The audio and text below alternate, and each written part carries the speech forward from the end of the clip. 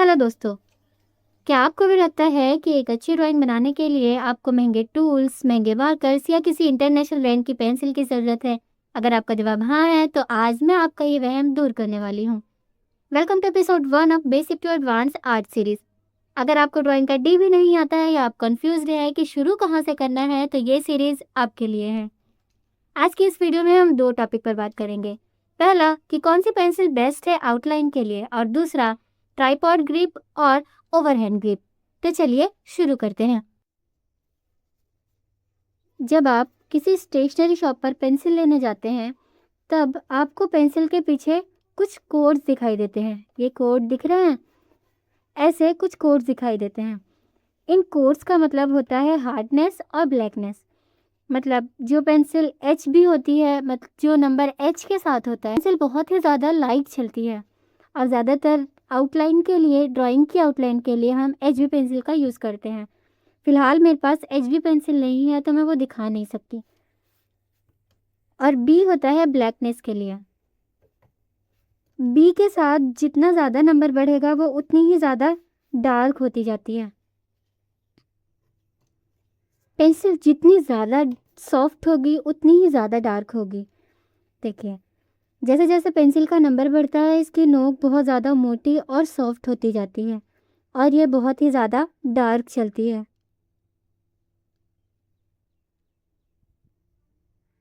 मैं सजेस्ट करूँगी कि आप आउटलाइन के लिए 2B या HB पेंसिल का इस्तेमाल करें।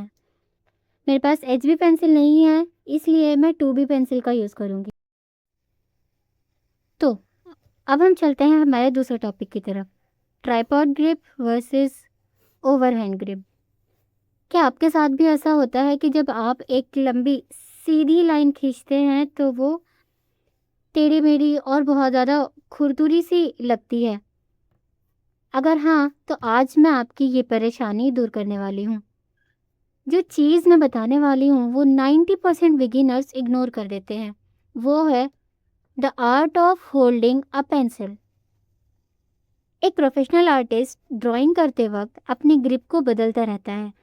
आज मैं आपको दो सबसे इम्पॉर्टेंट ग्रिप्स और हाथों के मूवमेंट बताने वाली हूँ, जो आपकी ड्राइंग को इम्प्रूव करने में हेल्प करेगी। सबसे पहले ग्रिप है द ट्राइपॉड ग्रिप, जिसे हम सब बचपन से लिखने के लिए यूज़ करते आ रहे हैं। इसमें हम पेंसिल के टिप वाले हिस्से के बिल्कुल बहुत ज़्यादा पास से पेंसिल को पकड़ते हैं और फिर उससे लिखते हैं या ड्रॉ करते हैं, ऐसे ऐसे। अब मैं ऐसा नहीं बोलूँगी कि ये ग्रिप गलत है या इसे यूज़ मत करो, लेकिन इसका एक सही वक्त होता है।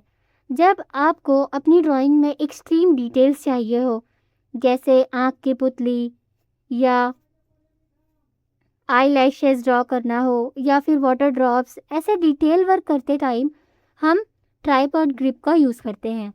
लेकिन अगर आप इस ग्रिप से पूरी ड्राइंग बनाएंगे, तो आपकी लाइंस बहुत ही ज़्यादा छोटी छोटी और ब्रेक की हुई बनेगी और टेढ़ी मेढ़ी बनेगी। और इससे सबसे बड़ा नुकसान ये होगा कि आप अपने पेपर पर बहुत ज़्यादा प्रेशर डाल देंगे, जिससे मिटाने के बावजूद ये पेपर पर निशान छोड़ देती है और ड्राइंग बहुत ही ज़्यादा मडी और धुंधली सी, गंदी सी दिखने लगती है। इसलिए ज़्यादातर आर्टिस्ट ओवरहैंड ग्रिप का यूज़ करते हैं। अब इसे ध्यान से देखिए।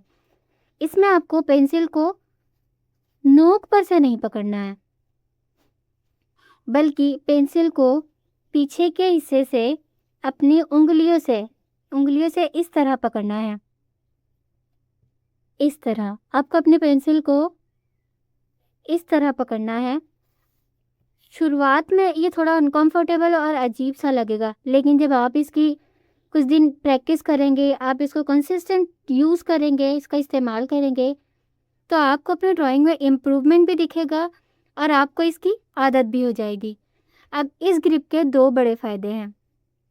सबसे पहले, आप पेंसिल के सिर्फ पॉइंट से नहीं ड्रॉ करते, आप पेंसिल की पूरी बॉडी से ड्रॉ करते हैं, पूरी बॉडी से ड्रॉ करते हैं। दूसरा ये कि आपका हाथ बिल्कुल फ्री हो जाता है, आप कितना भी बड़ा पेपर हो आप उस पर आसानी से ड्रॉ कर सकते हैं। इस तरह बड़े पेपर आसानी से ड्रॉ कर सकते हैं।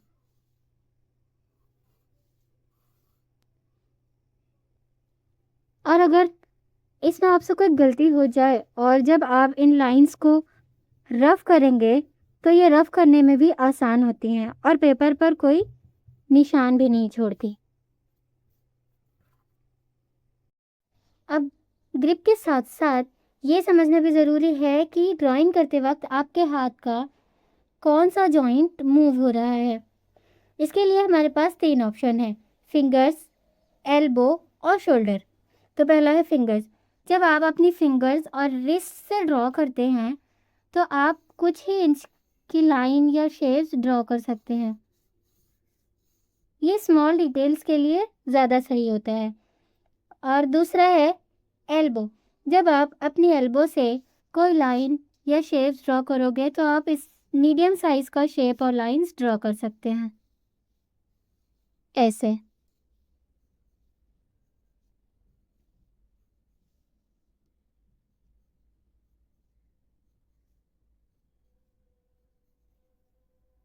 और तीसरा है आपका शोल्डर जॉइंट। जब आपको बड़े पेपर पर कोई लाइन ड्रॉ करनी हो या सर्कल ड्रॉ करना हो तब आप अपने शोल्डर का यूज़ करते हैं। आप अपने पूरे हाथ को घुमाते हैं। जैसे मुझे अभी एक सर्कल ड्रॉ करना है तो मैं अपने पूरे हाथ को घुमाऊंगी, ये पूरा हाथ।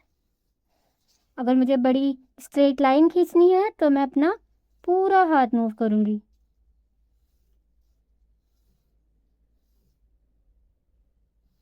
पूरा हाथ मूव करूंगी। ये बड़े पेपर के लिए ज़्यादा अच्छा होता है, इस तरह से।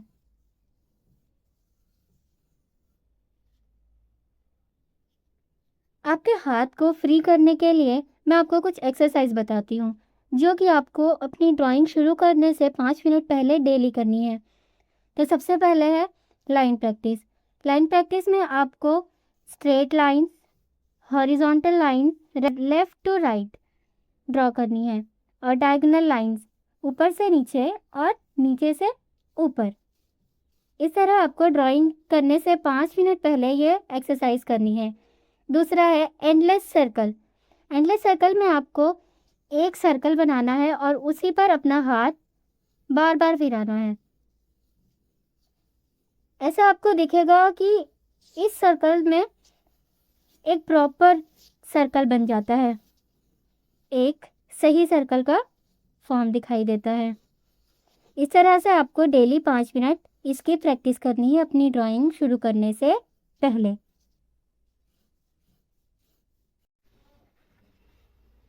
तो दोस्तों, आज का आपका होमवर्क यही था कि एक रफ पेपर लीजिए और उस पर एंडलेस सर्कल और लाइंस ड्रॉ कीजिए।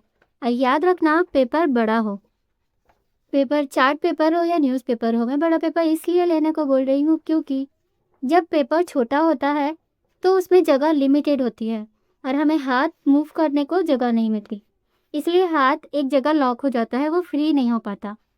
लेकिन जब हम पेपर बड़ा लेते हैं तो हमारे हाथ को काफ़ी जगह मिलती है मूव होने के लिए। हम अपना पूरा हाथ शोल्डर से मूव कर पाते हैं आसानी से।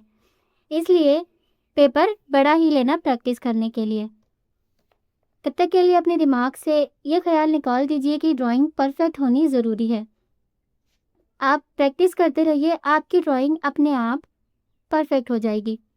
मिलते हैं अगली वीडियो में, तब तक के लिए बी क्रिएटिव। Bye bye.